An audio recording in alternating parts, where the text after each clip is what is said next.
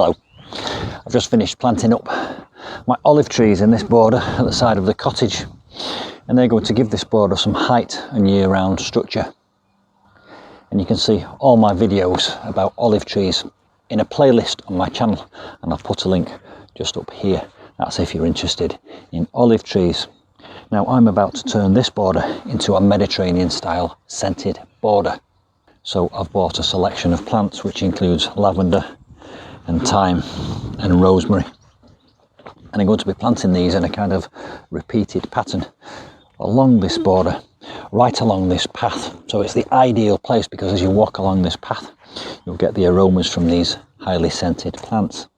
It's also just outside my dining room window, so hopefully the aromas from these scented plants will drift in during the summertime. And I say it's a repeated pattern because I've got 4 of those olive trees planted in a very straight line, and the space between each one will be repeated 3 times in the 3 spaces between the 4 olive trees.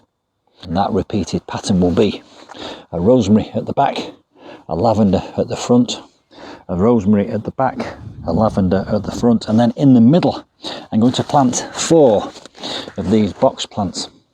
They'll be in the ground in a square shape until eventually they grow together and form a perfect cube, and that will give a nice contemporary feel to this long border. It'll take a few years, but eventually you won't be able to see that that's 4 individual plants because I will trim it into a perfect cube, possibly even a cube with a pyramid on the top eventually. Now all these plants are Mediterranean types, lavender, thyme and rosemary. But when you buy plants like that from a garden centre, very often they are either pot bound or very dry or both. So I would suggest take them out of the pot and plunge them into water and give them a good soak, as I've done here, before you plant them. And of course I'm going to retain the pots for my vegetable garden so that it's not single-use plastic. As far as the ground preparation is concerned, I removed a lot of builder's rubble from this border, and then I dug the soil over and I enriched it with some pelleted chicken manure. So that soil underneath this 2 or 3 inches of gravel is ready to be planted into. Between the soil and the gravel, I've put a weed control membrane. So now it's just a question of planting all the plants. Of course there are 24 to be planted because there's 8 plants in each section. As far as these 2 thymes are concerned, I'm hoping to be able to somehow divide those in 2 and get 4 plants, and I'm going to plant these quite close up to the edge of the path so that they grow and invade the space of the path, so that when you walk past, you brush past them and you release those lovely scents and aromas and essential oils. So let's get planting. I've already started over here and it's very straightforward. All you need to do is draw the gravel back where you want to plant your plant, and then cut a cross shape. Make it slightly bigger than the plant that you're planting so that you're not getting in the way of yourself. So there we have a nice big open space. I've got a bucket here, or a big plant pot, and what I'm going to do is quite simply take the soil out and pop it in there.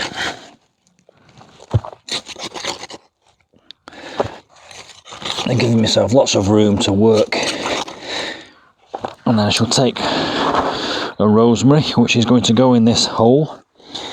It's nice and soaked. I'll just gently release those roots so that they can grow. Offer it up, get hold of the plant so that it's not getting damaged, and then just put the soil back in the hole. Now this flap of weed control fabric, I'm going to put it up against the plant, but if it's getting in your way and annoying you, you can just fold it underneath like that. Don't worry if some of the gravel drops into the bottom of the hole, it'll just help with drainage. I've already told you that these plants like a bit of extra drainage, so there we go. That's in place. Get the soil back in.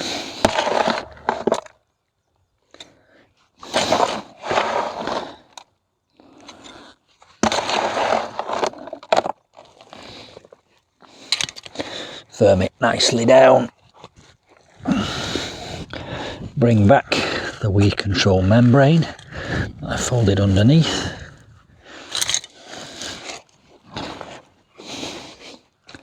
And then bring back the gravel.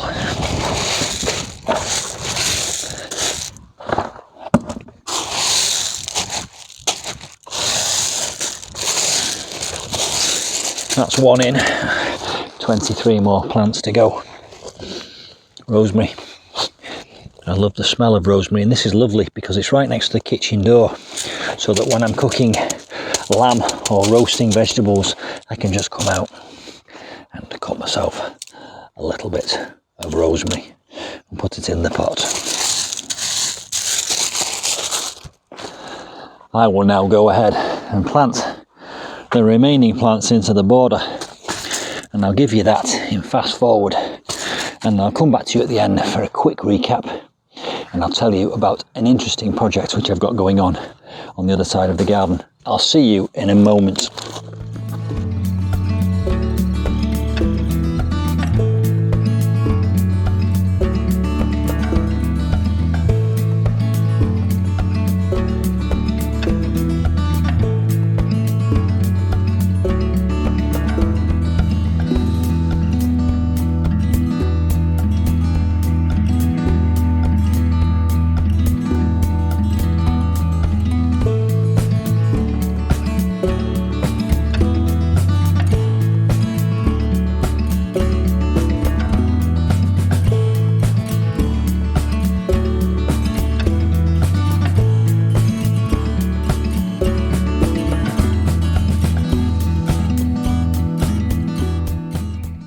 So here we are, Sunday evening, and the scented border along this lovely cobbled path at the side of the cottage is finished. I've got my rosemaries and my lavenders and my thyme, and I did manage to split those 2 times into 4 small plants which I've planted right at the edge of the path, so that as it grows and you brush past it and possibly tread on it, you'll get those lovely aromas and scents drifting up. And in the summertime, when the dining room windows are open, those scents will drift inside. I've planted 4 box plants here which will join together to form a lovely cube, and that will give year-round structure and interest in the border. I've covered it in gravel, and that's on top of weed fabric, so that should prevent the weeds from coming through and help it to retain moisture at the plants. I've also embellished it with a few pots here containing Agapanthus, and as the summer progresses they'll grow up and produce lovely round blue blooms at the top. And this pattern that you see here is repeated 3 times as you walk along the path and get to the far end.